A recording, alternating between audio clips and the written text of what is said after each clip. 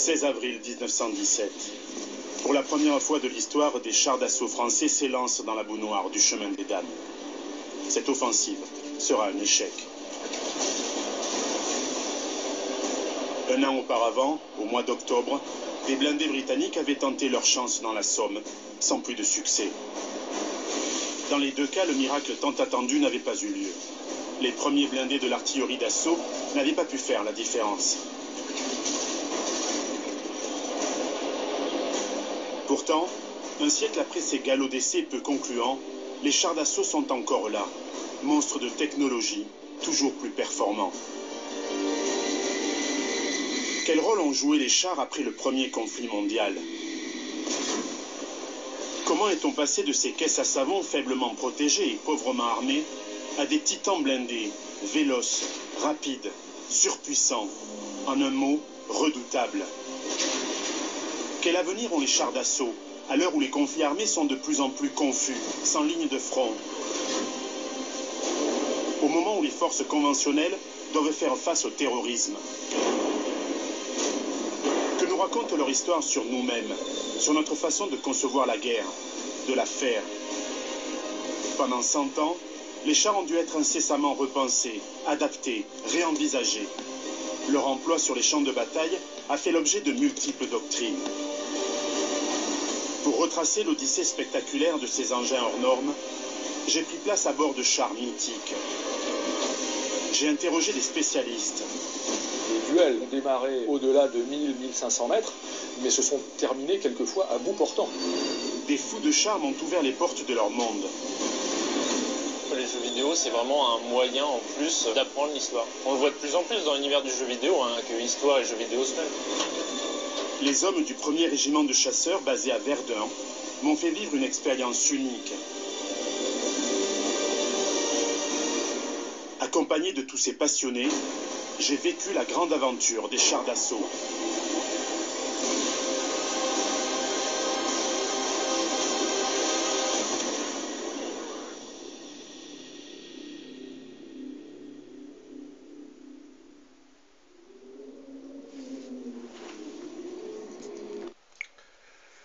Bonjour à tous, là vous venez de voir la bande-annonce d'un documentaire que je ne vais pas vous mettre en entier. Par contre je vous mettrai le lien pour ceux qui veulent le voir dans son intégralité sous la vidéo. Dans cette nouvelle vidéo, je vais essayer d'interpréter le verset 9 de l'Apocalypse de Saint Jean dans lequel on évoque l'arrivée de ces sauterelles cuirassées.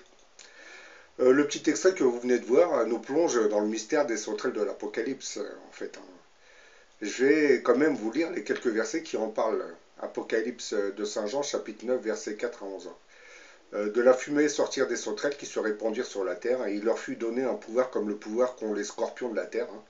Il leur fut dit de ne point faire de mal à l'herbe de la terre, ni à aucune verdure, ni à aucun arbre, mais seulement aux hommes qui n'avaient pas le sceau de Dieu sur le front.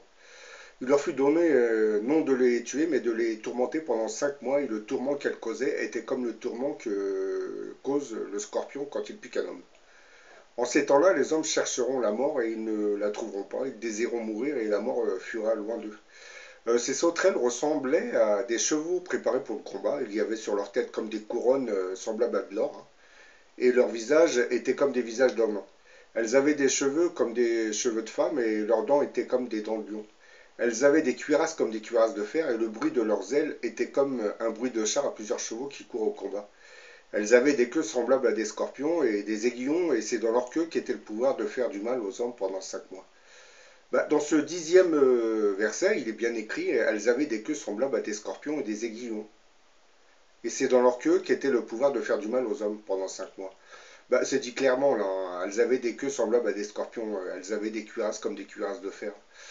Dans ces quelques versets bibliques, on ne parle pas de sauterelles ordinaires, pas d'insectes, mais plutôt à d'étranges engins cuirassés qui seraient dotés d'aiguillons. Ce qui, logiquement, nous ramènerait à l'avènement de nos fameux chars d'assaut nés pendant le déclenchement de la Première Guerre mondiale. Et si ce verset biblique évoquait à travers les sauterelles de l'Apocalypse nos chars d'assaut, on peut donc penser que le déclenchement de la Première Guerre mondiale y était aussi annoncé, puisque ces sauterelles de l'Apocalypse qui seraient identifiées à nos chars d'assaut, seraient finalement apparus pendant cette Première Guerre mondiale. Autre chose qui aurait son importance dans ce chapitre 9 de l'Apocalypse de Saint Jean, hein. Il y est dit que les sauterelles mentionnées dans le verset 3 avaient sur elles comme roi l'ange de l'abîme, nommé en hébreu Abaddon, et en grec Apollyon. Or, nous savons que les sauterelles que nous retrouvons dans la nature n'ont pas vraiment de roi. Or, il est bien précisé que les sauterelles qui nous sont présentées dans ce chapitre 9 de l'Apocalypse de Saint Jean ont quant à elles un roi. Donc, il ne faut donc pas comparer les sauterelles de l'Apocalypse à de simples insectes qui viendraient dévorer les récoltes. Il faut plutôt les voir comme symbolisant autre chose. Les sauterelles que nous retrouvons dans la nature sont censées manger la végétation et non s'attaquer uniquement aux hommes. Une vision qui correspond un peu à ce châtiment divin qui avait été envoyé par Dieu contre l'Égypte, qui refusait de laisser sortir les Hébreux devenus esclaves de Pharaon. C'était l'époque où Moïse était apparu et sa mission consistait à libérer les Hébreux de l'esclavage égyptien. Et comme le Pharaon refusait de céder aux injonctions de Moïse, Dieu a infligé plusieurs plaies à l'Égypte. C'est à cause de ces plaies que le Pharaon a dû céder à la demande de Moïse et laisser sortir le peuple hébreu d'Égypte. Dans le chapitre 10 de l'Exode, il est dit au verset 12 que l'Éternel dit à Moïse « Étends ta main sur le pays d'Égypte, et que les sauterelles montent sur le pays d'Égypte et qu'elles dévorent toute l'herbe de la terre, tout ce que la grêle avait laissé intact. » Par contre, lorsque vous lisez le chapitre 9 de l'Apocalypse de Saint Jean, on apprend que les sauterelles mentionnées ne mangent pas de végétation, mais vont plutôt tourmenter des hommes plus directement. Il leur fut dit de ne pas faire de mal à l'herbe de la terre, ni à aucune verdure, ni à aucun arbre, mais seulement aux hommes qui n'avaient pas le sceau de Dieu sur le front. Ça, c'est un autre indice montrant que nous ne devons pas comprendre les sauterelles de l'Apocalypse comme étant de simples insectes. Et comme je viens de le dire, ces fameuses sauterelles de l'Apocalypse correspondraient en fait à l'avènement de nos chars d'assaut. Puisque, comme vous l'avez vu, on parle d'une tourelle, d'une couronne. On parle de cuirasses, elles avaient des cuirasses comme des cuirasses de fer, donc là c'est un peu visible.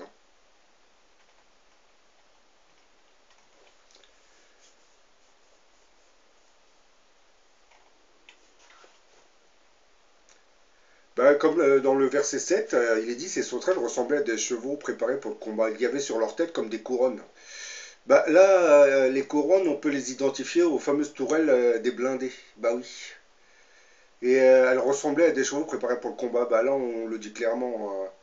Elles avaient des cuirasses, comme des cuirasses de fer. Et lorsqu'elles se mettent en mouvement, elles faisaient un bruit incroyable. Donc là, lorsqu'un blindé se met en mouvement, vous voyez le bruit qu'il fait quand même. Le bruit des chenilles. Et là, c'est dit explicitement, ces fameuses sauterelles de l'Apocalypse n'ont rien à voir avec les insectes que nous connaissons. Ça ferait plus allusion à nos chars d'assaut. Et lorsqu'on nous explique dans le verset de l'Apocalypse que ces chars d'assaut vont se répandre sur toute la planète, je pense qu'on fait allusion aux fameuses guerres que mènera l'Antéchrist dans le futur. On parle souvent des armées de Gog et Magog qui, avant la fin des temps, envahiront Jérusalem. Je l'ai dit dans beaucoup de mes vidéos, ces fameuses armées qui sont en fait une coalition d'armées chrétiennes et d'un côté et d'armées musulmanes de l'autre, ces fameuses armées seront dirigées par l'Antéchrist. Et dirigé, ça sera le chef suprême, mais bon, lui aura 10 généraux. Il les dirigera 10 généraux qui, eux, commanderont toutes ces armées de Gog et Magog. C'est un peu les fameuses 10 cornes dont on parle dans le livre de Daniel au chapitre 7. On parle d'une bête, une quatrième bête qui posséderait 10 cornes. On retrouve ces 10 cornes dans le verset 13 de l'Apocalypse de Saint Jean, une bête à 7 têtes avec 10 cornes. Mais bon, dans le chapitre 13 de l'Apocalypse de Saint Jean, c'est un peu, comment dire, il y a une grosse confusion. Parce que dans ce chapitre, on fait surtout allusion aux G7, quand on parle de têtes qui blasphèment. Parce que je ne vois pas l'Antéchrist gouverner ces 7 présidents des 7 puissances les plus industrialisées. Puisque ce G7, en fait, c'est l'émanation des oligarchies qui ne croient plus en rien. Qui légalise toutes les perversions possibles, comme je l'ai dit dans beaucoup de mes vidéos, grâce au système ultralibéral qu'on appelle la démocratie. Donc, on ne peut pas dire que l'Antéchrist va gouverner ces 7 présidents des 7 puissances les plus industrialisées, Puisque dans l'Apocalypse de Saint Jean, on nous explique que cette bête qu'on appelle l'Antéchrist va combattre la grande prostituée. Et comme je le suppose, et je pense que cette grande prostituée n'est rien d'autre qu'un système ultralibéral qui correspondrait en fait à notre démocratie, cela sous-entend que les fameux 10 généraux de l'Antéchrist vont s'attaquer au système démocratique. Donc, logiquement, il va entrer en conflit avec les oligarchies qui règnent sur notre monde. Et plus précisément sur les oligarchies qui règnent sur les 7 présidents des 7 puissances les plus industrialisées qu'on appelle le G7. C'est pour cette raison que dans ce verset 13, il y a une confusion. Quand on parle des 10 cornes, on parle en fait des 10 généraux de l'Antéchrist. Mais la bête à 7 têtes qui vient de mer, on parlerait plus des 7 présidents des 7 puissances les plus industrialisées. Bon, on nous explique que cette bête vient de mer, mais ça c'est logique, hein. Le G7 possède une armada navale colossale, hein. Vous savez, les porte-avions. Plusieurs de ces pays ont des porte-avions qui dirigent une armada navale colossale. Quand je dis plusieurs de ces pays, il faut écarter le Japon et l'Allemagne, hein, qui sont bien entendu 2 pays qui ont été vaincus pendant la Deuxième Guerre mondiale, hein, qui n'ont pas de réel pouvoir au sein du G7. Hein. Si, ils ont un pouvoir économique, si vous le voulez. Ben, ce qu'il faut savoir aussi concernant ce G7, dont parle l'Apocalypse de Saint Jean, chapitre 13, on parle d'une tête qui serait blessée, une de ces 7 têtes qui serait blessée. Bon, on pourrait imaginer à l'Allemagne qui a perdu la Deuxième Guerre mondiale ou le Japon, mais je ne pense pas, parce que cette tête serait blessée, mais dans le futur. Comme si cette tête correspondrait à 7 rois, je vais dire 7 rois, non, 7 présidents, faut comprendre cette prophétie comme un problème dans l'un de ces 7 pays.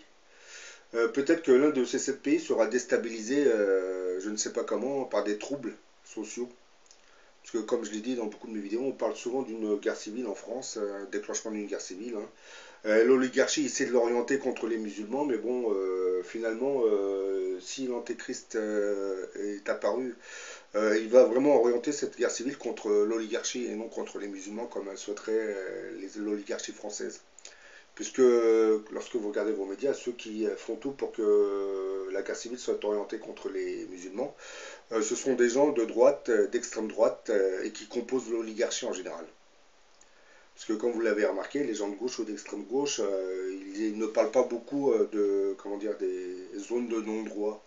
Parce que pour valider une guerre civile contre les musulmans, beaucoup de nos hommes politiques évoquent les zones de non-droit où les policiers ne peuvent plus approcher. Bah, le problème, c'est qu'il faut comprendre que dans ces cités, les populations subissent une discrimination raciale incroyable de la part des autorités. Surtout quand vous savez des policiers qui passent 40 fois dans la journée pour contrôler des jeunes qui sont là au chômage, jetés dans la rue. C'est que de la provocation. Donc lorsqu'on nous dit que c'est devenu des zones de non-droit, non, c'est pas devenu des zones de non-droit. C'est qu'à cause de la discrimination raciale que subissent ces populations ont dû se refermer sur eux-mêmes. C'est pour cette même raison que ces communautés ont tendance à se regrouper, C'est vite dit, hein, c'est un peu les autorités du pays qui qui s'arrangent pour concentrer les minorités dans certaines zones. Et les zones de non-droit n'existent pas. Si le pouvoir voulait... D'ailleurs, je vais vous dire une chose. Lorsqu'il y a une affaire de terrorisme, les policiers débarquent dans la cité et viennent chercher la personne.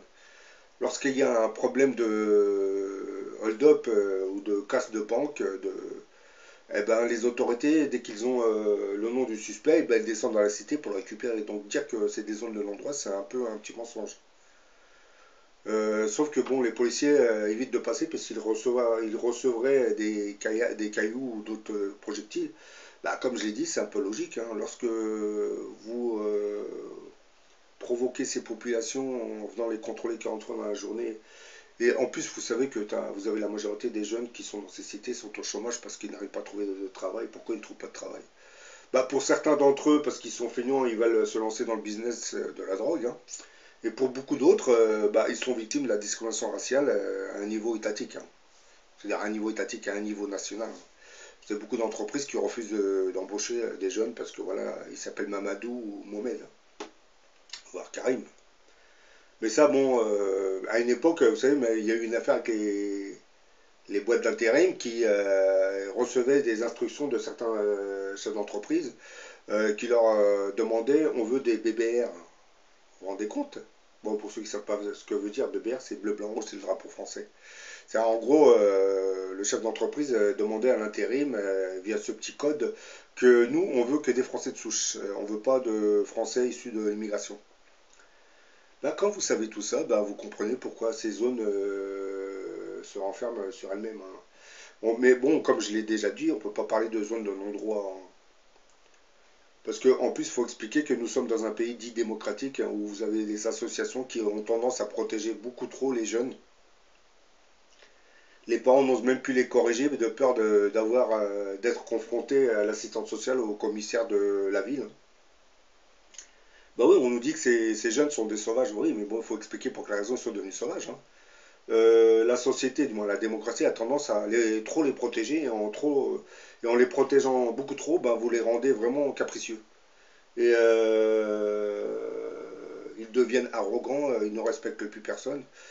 Vous remontez 30 ans en arrière, les jeunes de 30 ans en arrière ou 40 ans en arrière n'avaient aucun rapport avec ceux d'aujourd'hui, hein.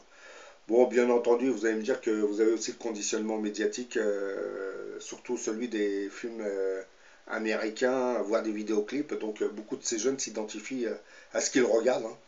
Surtout les jeunes filles, hein. Quand vous voyez l'état de certaines jeunes filles dans les vidéos qu'on voit apparaître dans les vidéoclips, eh ben, beaucoup de ces jeunes filles veulent s'identifier à ces jeunes stars.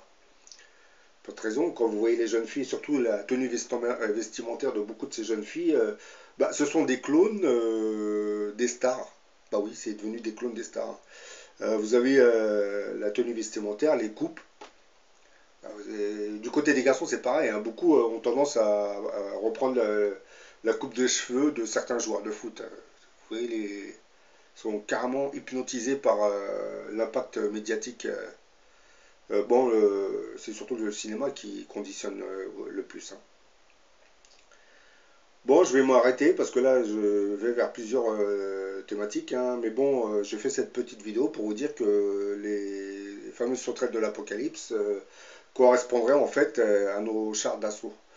Ce qui sous-entendrait que nous serions vraiment à une date cruciale, hein, j'allais dire post-apocalyptique. Puisque lorsqu'on nous parle des sauterelles de l'Apocalypse, on sait que ces sauterelles correspondraient à nos chars d'assaut. Bah, vous savez que ça fait déjà plus d'un siècle que ces chars d'assaut mènent des combats, on les retrouve sur les différents champs de bataille de la planète, hein. Bon, bien entendu, les chars de combat de nos jours ne servent plus à grand chose, parce qu'avec l'aviation et les drones et les missiles, beaucoup de dictateurs des pays arabes ont bien compris que leurs blindés ne servent plus à grand chose en réalité, hein, parce que vous lancez. Les blindés aujourd'hui dans le monde arabe surtout, hein, ou les pays du tiers-monde, ne servent qu'à réprimer les peuples. Par contre, si ce même pays devait entrer en guerre contre une puissance occidentale, européenne ou américaine, ces blindés ne lui seraient d'aucune utilité, puisque les Américains se servent des drones et des missiles à tout été téléguidés des États-Unis via les satellites, hein. Maintenant, la personne elle se trouve à des milliers de kilomètres, ils peuvent vous détruire plusieurs blindés juste avec un drone. Parce que bon, là, vous ne le savez pas, mais les Américains ont déjà développé des drones très très perfectionnés, hein, avec équipés de plusieurs missiles et de mitrailleuses, hein. Ce sont des drones, hein, ce sont même plus des avions, hein. Bon, je vous dis à la prochaine pour une autre vidéo.